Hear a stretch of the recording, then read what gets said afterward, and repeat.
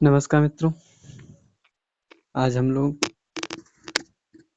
कुमार संभव के पंचम सर्ग का 50 नंबर का श्लोक पढ़ेंगे और इसके आगे के भी श्लोक पढ़ेंगे। तो आइए हम लोग पढ़ते हैं। क्या है कि प्रस्तुत श्लोक में माता गौरी जो तपस्या करती हैं, उनके बारे में भगवान शिव कहते हैं कि हे गौरी, कि आप कब तक कि तपस्या करेंगे, आप किस लिए तपस्या कर रही हैं, किस कारण, मतलब सारे कारणों को पूछ रहे हैं भगवान शिव। ब्राह्मण वेशधारी भगवान शिव क्या है, माता पार्वती से अनेकों अनेक प्रकार के प्रश्न पूछते हैं। आइए देखते हैं क्या कहते हैं। तो क्या कहते हैं, भगवान शिव कहते हैं माता गौरी से, कियत् चिरम श्राम्यसि गौरी विद्यते ममापि पूर्वा श्रम संचितं तपः तदर्थ भागेन लभस्व कांचितं वरम तमिच्छामि च साधु वेदितुम्। हे गौरी कियत् चिरम श्राम्यसि, हे गौरी, हे पार्वती, कियत किस कारण, चिरम श्राम्यस यह लंबे समय से श्रम कर रही हो, ममापि पूर्वाश्रम संचितम तपः विद्यते, मम अपि मेरे भी पूर्वाश्रम पूर्व में संचित तपः विद्यते, जो है मेरा जो तप विद्यमान है, तदर्थ भागेन कंचित वरम लभस्व, कहिए तो मैं उसके आधे भाग से आपके इच्छित वर को, ठीक है, आपके इच्छित वर को उसको प्राप्त करा सकता हूँ। तम साधु वेदितुम इच्छामि, तम उस क्या कहते हैं कि कि हे गौरी, तुम कब तक इस तपस्या का कष्ट सहन करोगी। मैंने भी अपने ब्रह्मचर्य में कुछ तपस्या संचित कर लिए, उसके आधे भाग से मैं कि तुम अपने पति वर को प्राप्त कर लो, किंतु मैं केवल इतना ही चाहता हूँ कि तुम्हारा वह वर है कौन। ठीक है, क्या कहते हैं कि तम साधु वेदितुम इच्छाम, लेकिन मैं आपके उस वर को जानने का इच्छुक हो रहा हूँ कि वह कौन ऐसा वर है जिसके कारण आप इतना कठिन तपस्या कर रही हैं। क्या कहे हैं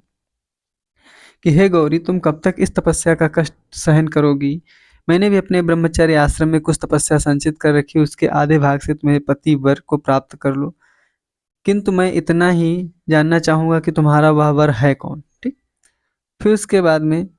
अगला कि श्लोक है, क्या बताए हैं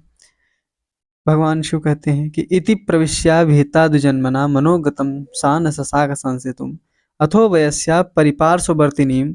विवर्ति विवर्तितान अंजन नेत्रमैक्षत इति द्विजन्मा प्रविश्य।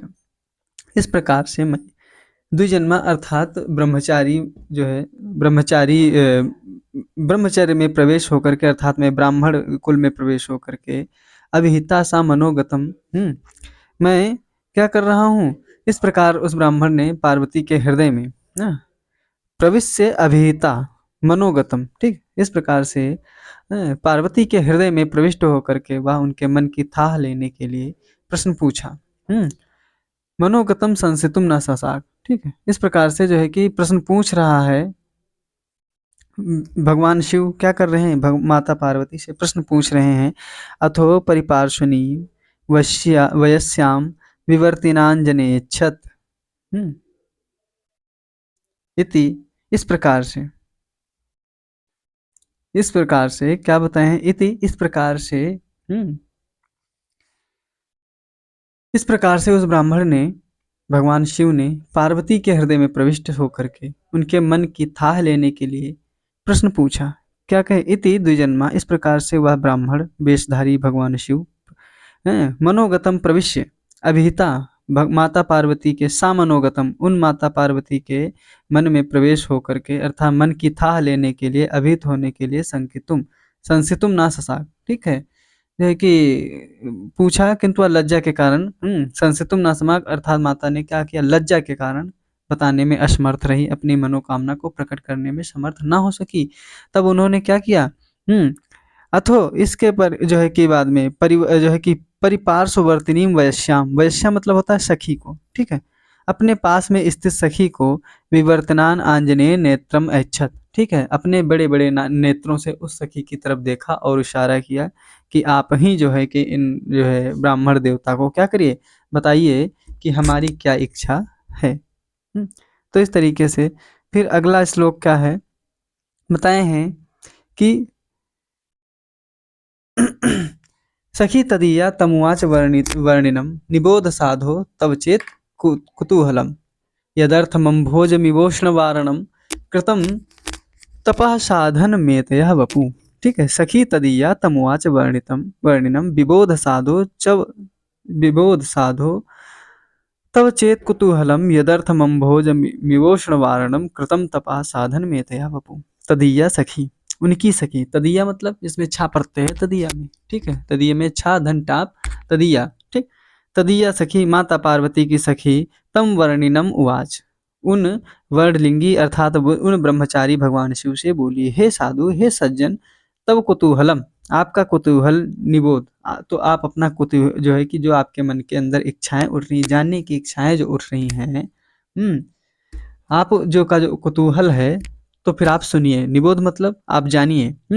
यदर्थ एतया अम्भोज उष्ण वारणम इव वपुः तस्याः साधनम कृतम। क्या बताती हैं माता पार्वती की सखियां? क्या कहती हैं कि यदर्थ, जो कि एतया अम्भोज, इस प्रकार से कमल के, ठीक है, उष्ण वारणम, ठीक है, जो है कि उष्ण वारणम गर्मी के निवारण के लिए, इव तपह, इव मतलब इस तरीके से, वपुः शरीर, तपह साधनम कृतम, जैसे कि क्या कर रही हैं, जैसे कि कोमल शरीर को उसी प्रकार तप कर रही हैं जैसे कोई धूप को रोकने के लिए कमल की छतरी, ना, कमल पुष्प की छतरी बना करके क्या करता है, अपने आप को धूप से बचाने की कोशिश करता है। अर्थात कोशिश कर रही हैं भगवान शिव को प्राप्त करने की। ठीक है, बताया भी गया है कि हे पार्वती की सखी ने ब्रह्मचारी से कहा, हे महानुभाव, यदि कौतूहल है तो सुनो, मैं बता रही हूँ कि किस प्रकार से मेरी सखी ने अपने इस कोमल शरीर को उसी प्रकार तप का साधन बनाया जैसे कोई धूप रोकने के लिए कमल को छतरी बनाए। फिर अगला श्लोक है, इयं महेंद्र प्रभति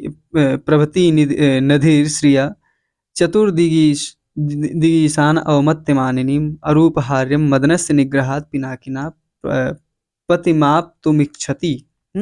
अर्थात मानिनी इयम अधिश्रियः, मानिनी इयम अधिश्रियः, अर्थात क्या बताए हैं कि यह मेरी जो सखी है, वह मेरी सखी क्या कर रही है, कि महेंद्र, यम अधिश्रिया महेंद्र प्रभतीन चतुर्दिगान, ठीक है, जो महेंद्र आदि हैं, जो इंद्र आदि जो हैं, चारों दिशाओं के जो दिग्पाल आदि हैं, औमत्य, ठीक है, उनकी उपेक्षा करके, ठीक, उनकी उपेक्षा करके, और क्या कर रही है, पिनाकिनम पतिम आप्तुम इच्छत, भगवान शिव को, पिनाकी अर्थात भगवान शिव का एक पर्यायवाची है, पिनाकी शिव को पति के रूप में आप्तुम इच्छत, पति के रूप में प्राप्त करने की इच्छा करती है। मदनस्य निग्रहाति अरूपहार्यम, ठीक है, और पहले तो जो है कि अपने रूप सौंदर्य अर्थात अपने मदन को त्याग करके उन्हें प्राप्त करने की इच्छा कर रही हैं। पहले जो है कि कैसे, पहले उन्होंने क्या किया, अपने रूप आदि माधुरी के माध्यम से भगवान शिव को प्राप्त करने की कोशिश की, लेकिन क्या किया, भगवान शिव ने कामदेव को नष्ट कर दिया। तब से माता पार्वती अब रूप माधुरी को छोड़ करके और किस तरीके से भगवान शिव को अपने तप के माध्यम से प्राप्त करने की इच्छा की। फिर अगला श्लोक क्या है, कहे हैं कि असह्य हुंकार निवर्तिता पुरारिमाप्तस मुखाशिली मुख इमाम हृदि व्यायत व्यायत पापमक्षिणो विशीर्ण मूर्ते रपि पुष्प धन्वना। ठीक है, पुरा असह्य हुंकार निवर्तित पुरारिम, ठीक है, पुरा मतलब प्राचीन समय में, मतलब पहले समय, ठीक है, पहले फूल के समान, ठीक है, पुष्प धन्वना, फूल के धनुष वाले, पुष्प धनवना फूल के धनुष वाले अर्थात कामदेव। ठीक है, क्या कहें, पूरा असह्य हुंकार निवर्तितुम, पहले शिव जी के ऊपर चलाया गया, ठीक है, पूरा असह्य हुंकार निवर्तितुम पुरारिम, ठीक है, भगवान शिव ऊपर चलाया गया,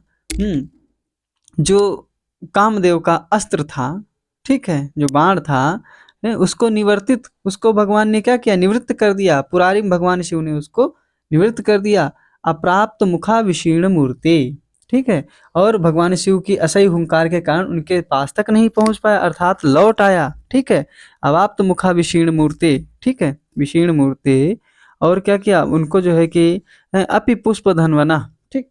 अर्थात ना पहुँच कर के वापस आ गया, किंतु उस कामदेव का शरीर जल जाने के बाद भी उसने मेरी सखी के हृदय में गहरी चोट पहुँचा दी। इति मतलब पुष्पधन्वना, वह जो पुष्प का जो है कि बाण पर जो पुष्प कामदेव के द्वारा जो पुष्पधन्वन जो है कि चलाया गया, अर्थात जो बाण चलाया गया, वो शिलीमुखा वह इस प्रकार से हृदय व्यघायत अक्षिणोत, वह इस प्रकार से आज भी मेरी सखी के हृदय को क्या कर रहा है, जला रहा है। क्यों? भगवान शिव ने जो है कि कामदेव को समाप्त कर दिया, लेकिन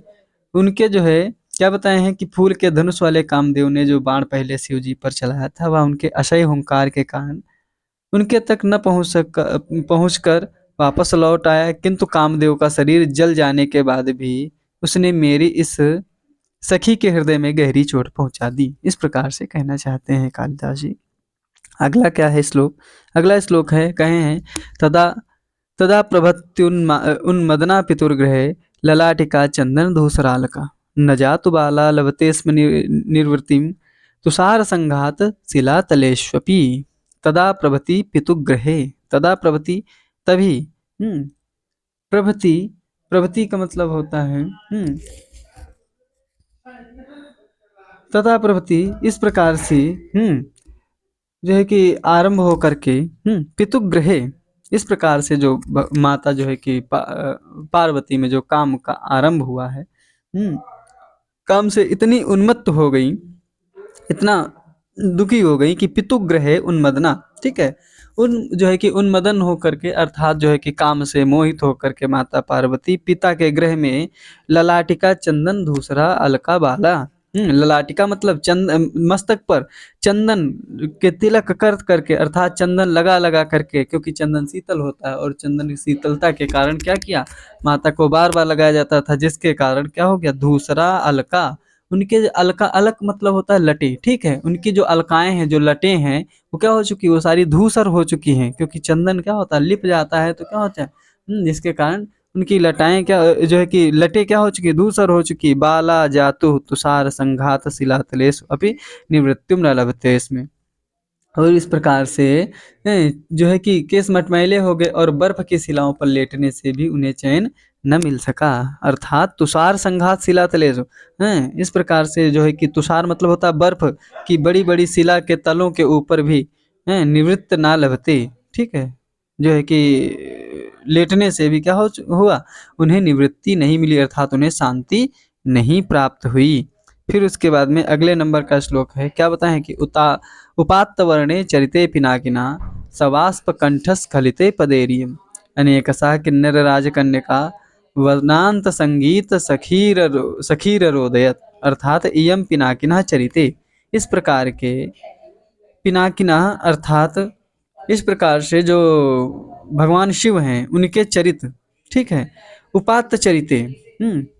इस प्रकार से जब कभी भी क्या कहती हैं, एक सखी कहती हैं कि जब कभी हमारी सखी वाष्प गदगद कंठ से पिनाकधारी शिव के गुणों का गान करने लगती हैं, ठीक है, भगवान शिव के गुणों का गान करती हैं माता पार्वती, सवास्प कंठस खलिते पदे हैं, जब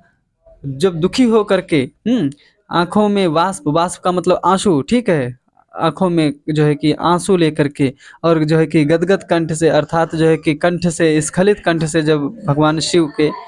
पद का गान करती हैं, तो वनांत सखी, वन के अंतर्गत संगीत सखी ना, संगीत को सुनने वाली सखियां,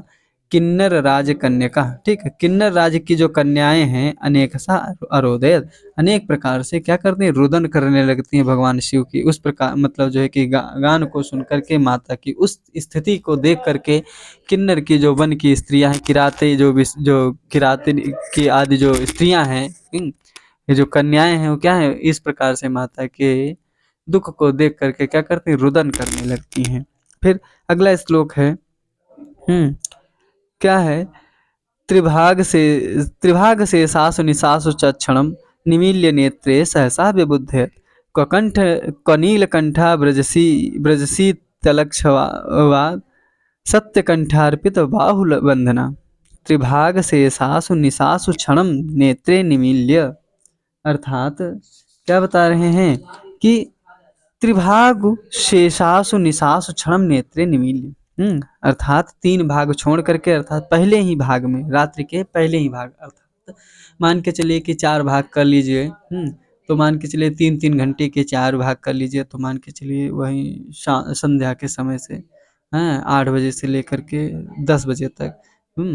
और फिर उसके बाद में दूसरा भाग 10 से 12, 1 के बीच में होता है, तीसरा भाग 1 से 3, फिर चौथा भाग सुबह 5 बजे तक रहता है। तो इस तरीके से मान के चलिए कि 4 भाग, तो 4 भाग जो रात्रि रहती है,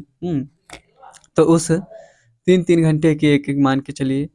तो 3 घंटे जो पहले ही त्रिभागेश ना, त्रिभाग शेषात्, अर्थात 3 भाग तो शेष रह जाते हैं प्रथम ही भाग में, अर्थात हैं, जो है कि 7 से 10 के करीब में ही जो रात्रि होती है, उसी निशा में क्षणम नेत्रे निमील्य, हैं, उस समय में ही अपने नेत्रों को खोल करके सहसा अचानक हे नीलकंठ, हैं, हे नीलकंठ क्व ब्रजस, हे नीलकंठ कहाँ जा रहे हो, इस प्रकार से अलक्ष्य वाक, इस प्रकार से बोलती हुई असत्य कंठार्पित बाहुबंधना च सती जो है विबुध्यत, क्या करती हैं, स्वप्न में ही भगवान शिव को अपने जो है कि बाहों में भर करके माता सती अनेक प्रकार से जो है कि जो है इस प्रकार से क्या करती हैं, अनेक प्रकार से जो है कि भगवान शिव को जो है कि कहती रहती हैं, अनेक प्रकार से उनका जो है कि मनन चिंतन करती रहती है, अर्थात स्वप्न में भी वो शिव को ही देखती हैं। इस प्रकार से जो है कि उन्हें जाने से क्या करती हैं, व्यबुद्धयत, अर्थात सती जो है कि माता सती भगवान शिव को स्वप्न में ही जाने से रोकती हैं कि हे प्रभु कहाँ जा रहे हो, क्या बताएं हैं कि हे नीलकंठा क्वा ब्रजस, हे नीलकंठ कहाँ जा रहे हो, इस प्रकार से भगवान शिव को भगवान शिव के गले में बाहें डाल करके उन्हें जाने से रोकती हैं। फिर अगला श्लोक है, क्या है कि यदा बुधै सर्वगतस्तमुच्यते न वेत्ति भावस स्थमिमं कथम जनम इति स्वहस्तो लिखितश्चमुग्धया उपालभ्य चंद्रशेखरा। यदा तुम बुधई सर्वगता उच्यते, क्या कहती हैं सखी कि भोली भाली सखी, हे जो है कि मेरी सखी अपने हाथों से भगवान शिव के चित्र को, ठीक है, क्या करती है, इति मुग्धया, इस प्रकार से मोहित होकर के, ठीक है, स्वहस्तो लिखित, अपने हाथ से ही बनाए गए चंद्रशेखर, भगवान जो है कि भगवान शिव चंद्रशेखर, जिनके चंद्र जिनके शिखर पर है, अर्थात चंद्रम शेखर यशसा, अर्थात शिव, शिव को रहस्य उपालभ्य अनेक प्रकार से उलाहना देती है, क्या देती हैं कि यदा तुम बुधई सर्वगता उच्चसे, ठीक है, कि आप तो सर्वज्ञानी हैं, यदा मतलब जब, तो मतलब हे भगवान शिव, बुधई विद्वान कहते हैं कि सर्वगता उच्च से, आप तो सर्वज्ञानी सब कुछ जानते हैं, तथा भावस्त इमम जन्म कथम न वेत्ति, तब भी इस भाव को इमम जन्म, इन हमारे लोगों के, ठीक है, इन हमारे जन्म मतलब लोग अपने मतलब मेरे, ठीक है, कथम न वेत्ति, अर्थात मेरे इन अंदर जो छुपे हुए भाव हैं, आपके प्रति जो प्रेम है, अर्थात आपको पति रूप में पाने की जो हमारी इच्छा है, तो आप कथम न वेत्ति, किस प्रकार से आप नहीं जानते हैं, अर्थात आपको जानना चाहिए, इस प्रकार से मुग्धया, इस प्रकार से जो है कि निर्जन में हो करके क्या करते हैं, मोह बस स्वहस्तो लिखित, अपने हाथ से बनाई हुई भगवान शिव की चित्र को, लिखित मतलब लिखी हुई, अर्थात बनाए हुए चित्र को रहस्य उपालभ्य अनेक प्रकार से उलाहना देती हैं। फिर उसके बाद में अगला श्लोक है, क्या बताए हैं कि यदा न तस्याधिगमे जगत्पते अपश्यदन्यम न विधिम विचिन्वति तदा सहस्माभिरनुज्ञया गुरुरियम प्रपन्न तपसे तपोवनम, ठीक। फिर क्या बताए हैं कि यहाँ पर कहते हैं कि जगतपते, हे जगत के स्वामी, तस्य अधिगमे, आपको जानने के लिए, विचिंत्यंती, चिंतन करते, अन्य विधिम यदा न अपश्यम, ठीक है, आपको इसके अलावा, अर्थात इस संसार में जब से इस संसार के स्वामी शिव को पाने की कोई अन्य उपाय नहीं दिखाई दिया है, क्या कहते हैं कि भाई पहले तो रूप माधुर्य के माध्यम से माता पार्वती ने शिव को प्राप्त करने की जो है कि कोशिश की, लेकिन जब कामदेव को ही नष्ट कर दिया भगवान शिव ने, तो क्या किया, वह भी उनका एक आशा थी, वो भी जो है कि निराशा में परिवर्तित हो गई। तो क्या, हे जगतपते तस्य अधिगमे, ठीक है, उन भगवान शिव को जानने के लिए, उनके प्रेम के लिए विचिंतयन्ती, चिंतन करती हुई, ठीक है, उनके बारे में विचार करती हुई, चिंतन करती हुई, अन्य विधिम नापश्यत, कोई अन्य विधि नहीं प्राप्त हुई, तो क्या किया, तदा इयम गुरोह, तभी इन्होंने, गुरोह मतलब अपने पिता आदि जो उनके जो बड़े बुजुर्ग थे, उनके अनुज्ञा, उनसे आज्ञा लेकर के अस्माभि सा तप से तपोवनम प्रपन्ना, हमारे द्वारा अर्थात अस्माभि सा हम लोगों के साथ में तप से तपस्या के लिए तपोवनम प्रपन्ना, तब से तपोवन को प्राप्त कर लिया, अर्थात तपस्या के लिए तपोवन में माता पार्वती आ गई हैं। फिर अगले नंबर का श्लोक है, क्या बताते हैं कि द्रुमेषु सख्या कृतजन्मसु स्वयं फलम तपस्साक्षि साक्षिषु में स्वपि न च प्ररोहाभिमुखेऽपि दृश्यते मनोरथोस्या शशिमौलि संश्रयः, अर्थात सख्या स्वयं कृतजन्मसु, हे सखी के द्वारा, हे सखी, सखी के द्वारा क्या है, अपने हाथों स्वयं कृत जन्मसु, अपने हाथों लगाए गए, ठीक है, तपा साक्षिसु येषु द्रुमेषु फलम अपि दृष्टम, येषु मतलब इन द्रुमेषु वृक्षों के ऊपर फलम अपि दृष्टुम, फल भी दिखाई देने लगे हैं, इन जो हमारे द्वारा इन जो है कि लगाए गए, जो हम लोग तपस्या करने के लिए आए थे तो हमारे द्वारा लगाए गए द्रुम, द्रुम मतलब वृक्षों में फलम अपि दृष्टम, फल भी दिखने लगे हैं, स्वयं कृत जन्मसु तपा साक्षिसु, और क्या हुआ कि जो है कि तपस्या के साक्षीभूत इन वृक्षों में फल तो देख लिया है, किंतु अस्या ससिमौलि संशया मनोरथा न प्ररोहाभिमुखो अपि न दृश्यते, ठीक है, इसके द्वारा शशिमौलि संश्रया, ठीक है, शशिमौलि अर्थात भगवान शिव के संश्रया, ठीक है, भगवान शिव के भगवान शिव के पति रूप में, ठीक है, पति रूप में पाने के अपने जो है मनोरथ को ना प्ररोहा अभिमुखो अपि ना दृश्यते, अर्थात जो है भगवान शिव को अपने मनोरथ रूपी बीज में अंकुर फूटते हुए कभी नहीं देख पाई, अर्थात भगवान शिव के प्रति अपना स्वयं तो प्रेम करती, लेकिन भगवान शिव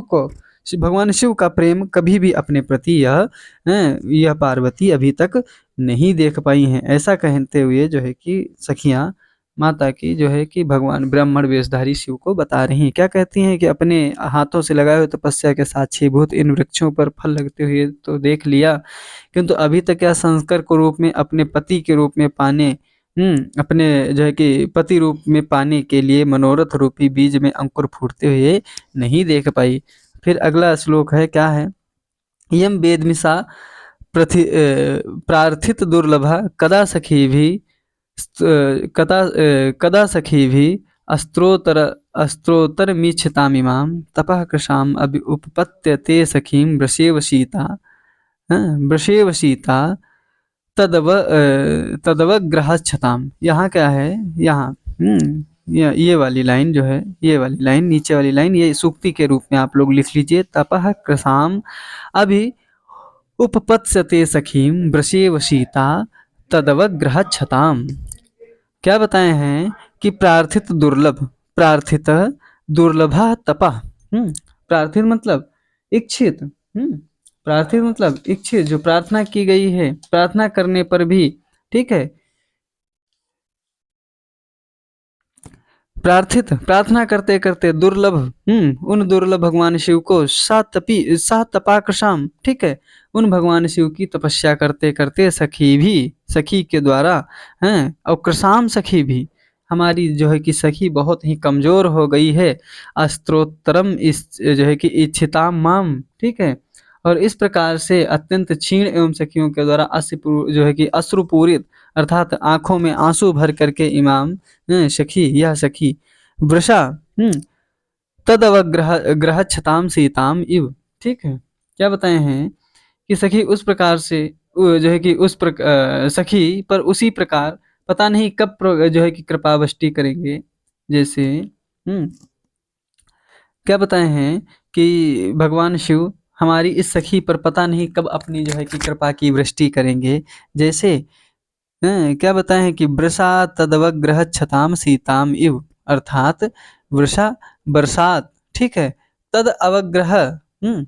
वह अवग्रह क्षताम सीताम इव, अर्थात सीता मतलब जो है कि जुती हुई, सीता मतलब क्या होता है, जो हल्की फाल से जुती हुई जो जमीन है, ठीक है, वो भी क्या करती है, इंद्र के सहारे रहती है, जब वो पानी बरसाएंगे तभी वह पानी पाएगी। इसी प्रकार से जो है कि उपपत्स्यते इति न वेद्मि, इस प्रकार से अभी हमको पता नहीं है कि कब भगवान शिव इन हमारी सखी के ऊपर क्या करेंगे, कब कब अपनी कृपावृष्टि करेंगे, अर्थात अभी कोई भी अनुभव नहीं है। और वो कब करेंगे, कैसे करेंगे? जैसे इंद्र की जब मर्जी होती है तो क्या करते हैं, जुती हुई भूमि में जल वृष्टि करते हैं, नहीं होता है तो नहीं करते। उसी प्रकार से भगवान शिव के ऊपर हमारी सखी पार्वती क्या करती हैं, निर्भर करती हैं कि जब उनकी इच्छा होगी तब हमें क्या करेंगे, अपनी कृपा पात्र, अपनी जो है कि कृपा पात्रा बनाएंगे। फिर उसके बाद में अगले नंबर का श्लोक है, क्या है, अगूढ़ सद्भाव, अगूढ़ सद्भाव मितिंगितज्ञया निवेदितो नैष्टिक सुंदरस्तया अपीदमेवं परिहास इत्तुमाम अप्रच्छदव्यंजित हर्षलक्षण इंगितज्ञया तया इति, इंगितज्ञया तया इति, अर्थात जब पार्वती के मन को जानने वाली सखी ने ब्रह्मचारी ने ब्रह्मचारी से उसके तप करने का ठीक ठीक कारण बता दिया। ठीक है, इति गया जो है कि इति इंगित गया, ठीक है, इंगित करते हुए गया जान करके, तया इति अगूढ़ सद्भावम, सद्भाव को जो है कि अगूढ़ मतलब जो है कि छिपे हुए सद्भाव को निवेदित करके नैष्ठिक सुंदरा अव्यंजित हर्ष लक्षणा सन, क्या बताए हैं कि जब पार्वती के मन के बारे में जानने वाली सखी ने ब्रह्मचारी ने उनके जो है कि तप करने के ठीक ठीक कारण बता दिया, तभी उस सुंदर ब्रह्मचारी ने अर्थात भगवान शिव ने क्या किया है, नैष्ठिक सुंदर जो है कि व्यंजित हर्ष लक्षणासन, क्या बोले हैं कि जो है कि हर्ष का कोई चिन्ह नहीं प्रकट किया। ठीक है, नैष्ठिक सुंदरा अव्यंजित हर्ष लक्षणासन आई। ठीक है, अव्यंजित हर्ष लक्षण अर्थात जो है कि कोई भी प्रकार का, अव्यंजित मतलब कोई भी व्यक्त नहीं किया है ना, अव्यंजित नहीं, न व्यक्तम, ठीक है, हर्ष लक्षणम किसी भी प्रकार का प्रसन्नता का लक्षण नहीं व्यक्त करते हुए आई, इस प्रकार से इदम एवं परिहासा वा, क्या पूछते हैं कि पार्वती से भगवान शिव पूछते हैं कि इदम एवं परिहासा वा, अथवा यह कोई परिहास तो नहीं, कोई मजाक तो नहीं है, इति इमाम जो है इति उमाम अपक्षत, इस प्रकार से भगवान शिव जो है कि ब्रह्मचारी वेशधारी भगवान शिव ने उमाम माता पार्वती से पूछा, क्या पूछा कि कहीं आपकी सखी मजाक तो नहीं कर रही है? तो फिर क्या बताए हैं कि अथाग्रहस्ते मुकुलीकृतांगुलौ समर्पयन्ती स्फटिकाक्षमालिकां कथंचितद्रे स्तनयामिताक्षरम चिरव्यवस्था पितवागभास। ठीक है, अथा मुकुलांकृति मुकुलीकृतांगुलौ अग्रहस्ते जो है कि स्फटिकाक्षमालया समर्पयन्ती। ठीक है, स्फटिक काक्षमालया जो है कि मालिकाम समर्पयन्ती, अर्थात इस प्रकार से माता पार्वती ने जो अपने हाथ में जो स्फटिक, स्फटिक अक्ष की जो माला थी, स्फटिकाक्ष की जो माला थी, जिससे कि भगवान शिव का जो है कि मंत्र जाप करती थी, उसको क्या किया, उसको समेट करके हस्त में रख लिया। अग्रहस्ते अर्थात उसको आगे हाथ में क्या किया, पहन लिया। और जो है कि अथ मुकुली कृतांगुलो, ठीक है, जो है कि मुकुल करती हुई थी, अर्थात जो उंगली पर जो है रख करके जिसको जाप कर रही थी, उसको क्या किया, हाथ में धारण कर लिया, अर्थात उसको जो है कि हाथ में ले लिया। और चिरव व्यथा स्थापित, चिरव व्यवस्था, चिरव व्यवस्था अर्थात लंबे समय से, लंबे समय से, उसको क्या किया, जो है कि हाथ में ले करके चिरव व्यवस्था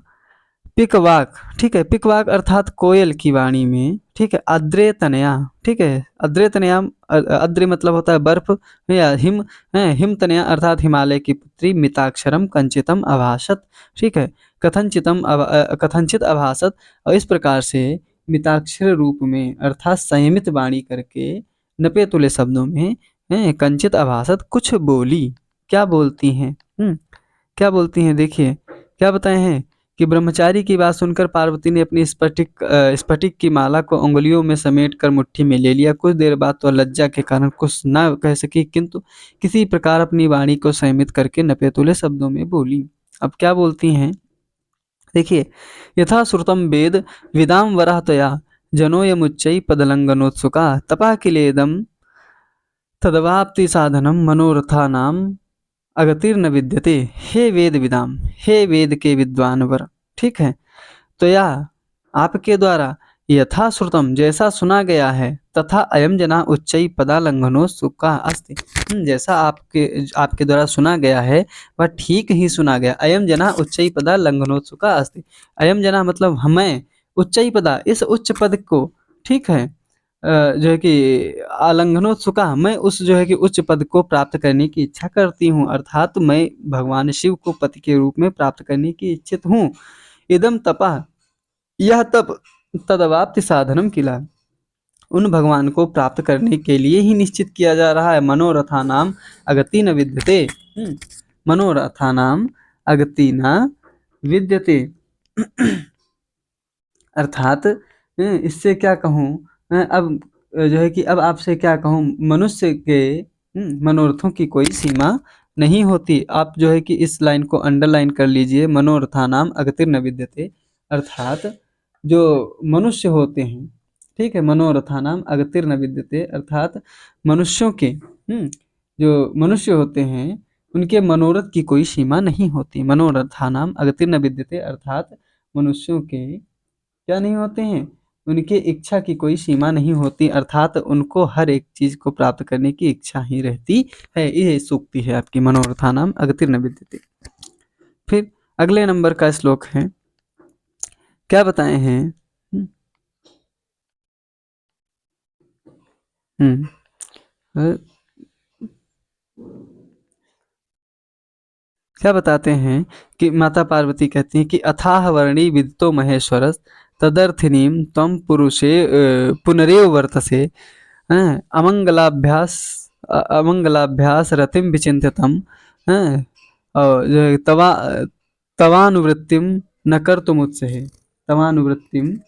न कर तुम उत्सहे, ठीक है। अयम अथ वर्णी आह, इस प्रकार से जो है कि वर्णी उस ब्रह्मचारी से कहती हैं, महेश्वर विदिता पुनः,